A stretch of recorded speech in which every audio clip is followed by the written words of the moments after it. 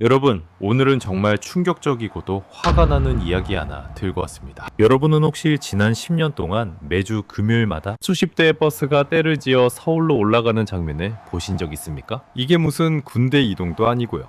바로 우리 국민 세금으로 운영되던 공공기관 통근버스 이야기입니다. 어두운 새벽 공기를 가르며 줄지어 서 있는 대형 버스들의 행렬을 한번 상상해 보시죠. 이 버스들은 지방의 성장을 이끌라고 세운 혁신도시에서 출발해 다시 서울의 번화가로 향합니다. 지역 주민들이 잠든 사이에 조용히 빠져나가는 그 뒷모습은 마치 작전 중인 부대처럼 일사불란하죠. 이 버스 한 대가 한 번 움직일 때마다 우리 주머니에서 나간 소중한 세금이 기름값과 통행료로 흩어집니다.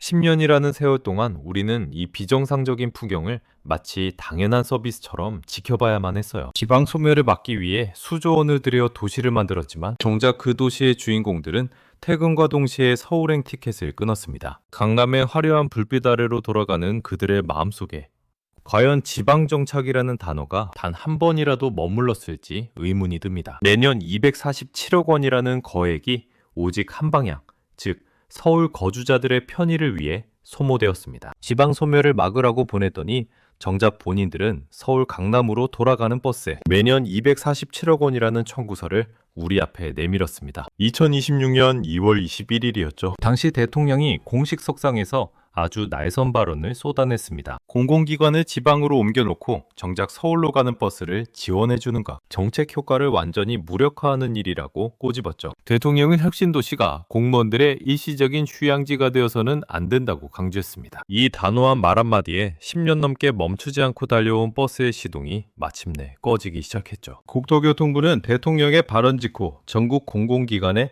아주 강력한 지침을 담은 공문을 일제히 보냈습니다. 다가오는 3월 말까지는 임차버스 계약을 모두 종료하고 늦어도 6월까지는 관련 자산을 처분하라는 명령이었죠. 수도권 통근버스를 전면 중단하라는 정부의 강수 앞에 공공기관들은 당혹감을 감추지 못하고 있어요. 인터넷으로는 그야말로 뜨겁게 달아올랐고 드디어 비정상이 정상화된다는 환호와 왜 이제야 하느냐는 비판이 동시에 터져나왔습니다. 국토교통부의 최근 조사 결과를 들여다보면 정말 기가 막힌 사실들이 한두 가지가 아니에요. 전국 혁신도시로 둥지를 옮긴 153개 기관 중에서 여전히 서울행 버스를 굴리는 곳이 무려 39곳이나 됐죠. 여기에 들어가는 우리 소중한 세금이 1년에 247억 원에 달한다는 사실은 더욱 충격적입니다. 이 돈이면 열악한 환경에서 고생하는 청년들의 주거지원금을 10,000명 넘게 챙겨줄 수 있는 거대한 액수죠. 지방 중소도시에 정말 필요한 도서관이나 복지센터를 수십 개는 거뜬히 지을 수 있는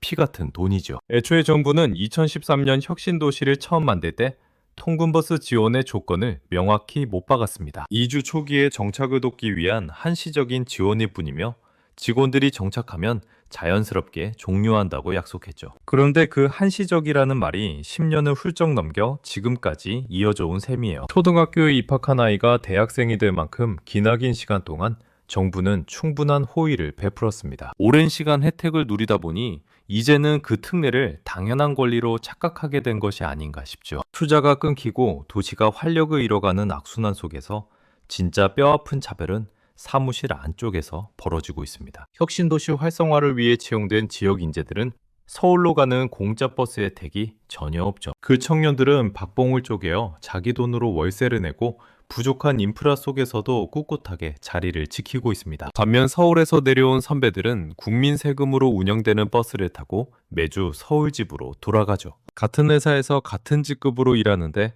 누구는 지방 생활의 불편함을 온몸으로 받아내며 버티고 있습니다. 반면 누구는 공짜 버스라는 방패 뒤에 숨어서 지방 정착의 의무를 가볍게 회피하고 있는 셈이죠. 이것이 과연 우리 사회가 그토록 강조하던 공정이라는 가치에 부합하는 일인지 묻지 않을 수 없습니다. 청년들의 눈에는 이 통근버스가 단순한 이동수단이 아니라 기득권의 상징처럼 비치고 있어요. 인터넷 댓글창을 보면 이런 불공정에 분노하는 시민들의 목소리가 정말 뜨겁게 쏟아집니다. 지방근무가 그렇게 싫으면 차라리 사표를 쓰라는 서슬퍼런 일침이 매일같이 올라오고 있죠.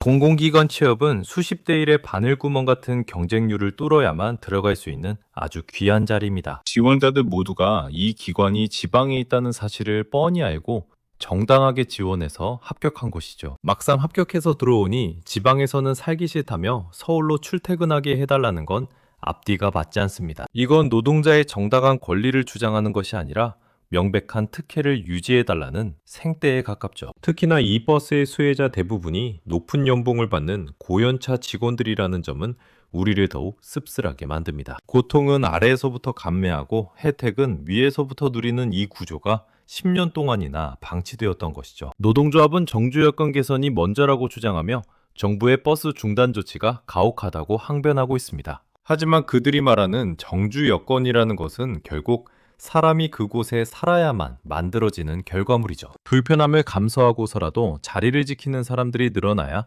상권이 형성되고 병원도 들어오는 법입니다. 통근버스는 그런 변화의 싹을 10년 동안이나 잘라버리는 역할을 수행해온 셈이죠. 누구는 이주 지원금까지 받아가며 정착했는데 누구는 여전히 서울 시민으로 남아서 혜택만 챙기고 있습니다. 이런 이중적인 태도가 지역 주민들과의 위화감을 조성하고 혁신도시를 외딴 섬으로 만들었습니다. 국민들은 이제 더 이상 공공기관 직원들이 누리는 이런 소소한 특혜를 용납하지 않습니다. 지방 소멸이라는 국가적 재난 앞에서 공공기관이 솔선수범해야 한다는 사회적 합의가 이미 이루어졌죠. 서울의 자산을 지키기 위해 필사적으로 버티던 그들이 마주한 현실은 참으로 잔인했습니다. 2014년 당시 상황을 한번 떠올려 보시죠. 서울 아파트 매매가는 지금과 비교하면 거의 절반 수준에 불과했던 시절이었죠. 그때 정부의 말을 곧이곧대로 믿었던 사람과 그렇지 않았던 사람의 운명은 완전히 엇갈리고 말았습니다. 가상의 인물인 김 부장님은 정부 정책을 믿고 서울집을 정리해서 혁신도시에 정착했죠. 반면 이 차장님은 서울집을 전세로 돌리고 몸만 내려와서 주말마다 통근버스를 탔어요. 10년이 흐른 지금 두 사람의 자산 격차는 도저히 따라잡을 수 없을 만큼 벌어졌습니다. 김 부장님이 샀던 지역 아파트는 제자리 걸음인데 이 차장님의 서울 아파트는 2배 넘게 뛰어올랐죠. 이 잔인한 자산의 격차를 실시간으로 목격한 후배들이 과연 어떤 선택을 했겠어요? 결국 통근버스는 단순한 교통수단이 아니라 그들의 서울 부동산을 지켜주는 든든한 방패였던 셈이죠. 서울 아파트를 팔지 않고 소유권을 유지하려면 가족이 서울에 살아야만 했습니다. 그러기 위해서는 가장인 직원이 주말마다 어떻게든 서울로 돌아가야만 했죠. 우리 국민이 꼬박꼬박 낸 전기료와 가스비가 엉뚱하게도 쓰인 것이죠. 특정 직원들의 부동산 시세 차익을 보조해주는 황당한 지원금으로 변질된 셈입니다. 공공기관의 이전 목적은 지역의 균형 발전이지 직원들의 재테크 보조가 아니었습니다. 하지만 통근버스가 운행되는 동안 이 본질적인 목적은 철저히 외면당하고 말았어요. 부동산이라는 거대한 욕망 앞에 국가의 대개는 뒷전으로 밀려나 있었던 것이죠. 정부도 이런 기형적인 구조를 아주 오래전부터 분명히 알고 있었습니다. 하지만 노동조합의 거센 반발과 직원들의 지간 이기주의에 밀려 10년이라는 세월을 눈감아왔죠. 그 비겁한 침묵이 이어지는 동안 혁신도시는 낮에만 반짝 사람이 있는 유령도시가 됐어요. 이제 그 비정상적인 버스의 시동이 마침내 꺼졌습니다. 대통령의 강력한 지시가 방아쇠를 당겼고 더 이상 우리 세금으로 운영되는 버스는 존재하지 않아요. 직원들 앞에 놓인 선택지는 이제 명확합니다. 서울 집을 정리하고 내려오든가 본인 돈으로 기차표를 끊든가 아니면 사표를 쓰는 것이죠. 이것이 바로 우리가 그토록 바랐던 상식이고 공정한 사회의 모습입니다. 공공기관 직원이라는 신분은 결코 특권이 아니라 국민을 위해 헌신하는 봉사자의 자리죠. 일터가 지방에 있다면 그곳에 공기를 마시고 그곳에 밥을 먹으며 주민이 되는 것이 마땅한 도리입니다. 그런데 버스가 멈추자마자 또 다른 꼼수들이 슬금슬금 고개를 들고 있다고 하네요. 버스 대신 교통비를 현금으로 주거나 숙소비를 법인카드로 지원해 주자는 식이죠. 형태만 바뀔 뿐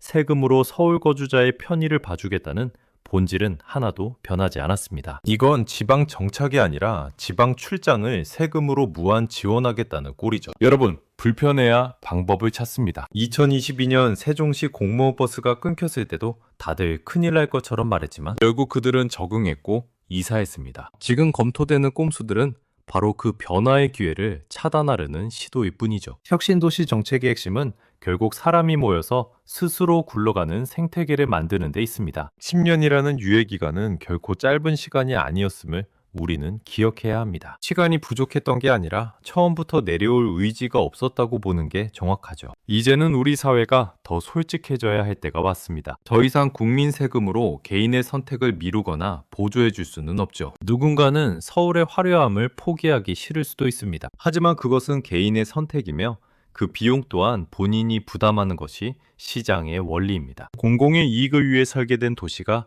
특정 집단의 자산 방어 수단으로 전락하는 것을 더는 방치해서는 안 됩니다. 우리가 낸 소중한 세금이 어디로 흐르는지 함께 눈을 뜨고 지켜보는 것이 중요합니다. 혁신도시의 상인들은 지금 이 순간에도 버스가 멈추기에 간절히 기다리고 있죠. 그들이 정성껏 차린 식당과 카페에 손님이 들지 않는 이유는 맛이 없어서가 아닙니다. 밥을 먹어줄 사람들이 금요일만 되면 서울로 썰물처럼 빠져나가기 때문이죠. 지역 경제의 CP줄이 터져나가는데 공공기관 직원들만 공짜버스로 탈출하는 풍경은 이제 멈춰야 합니다. 불편함이 시작될 때 비로소 진정한 정착이 시작되는 법입니다. 세종시가 지금의 모습을 갖추기까지 수많은 공무원의 희생과 적응 기간이 필요했습니다. 그들도 처음에는 병원이 없다며 마트가 멀다며 불만을 토로했었죠. 하지만 버스가 끊기고 각자의 삶을 세종에 뿌리내리면서 도시는 서서히 사람 냄새 나는 공간으로 변했습니다. 혁신도시 역시 그런 진통의 시간을 거쳐야만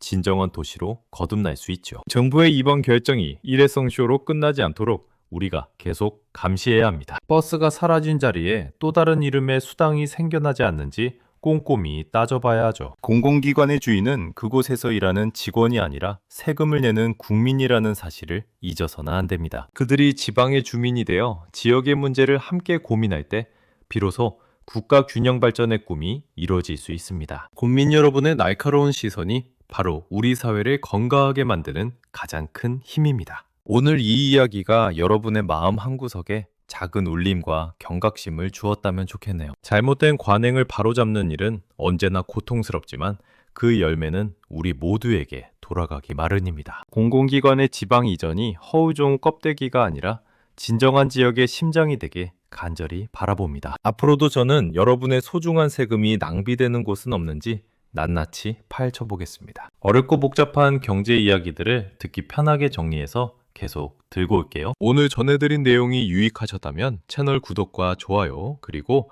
알림 설정까지 꼭 부탁드리겠습니다. 여러분의 작은 클릭 한 번이 더 정의롭고 투명한 대한민국을 만드는데 큰 보탬이 됩니다. 주변 분들에게도 이 소식을 널리 공유해 주시면 더욱 힘이 날 것 같네요. 긴 시간 동안 저희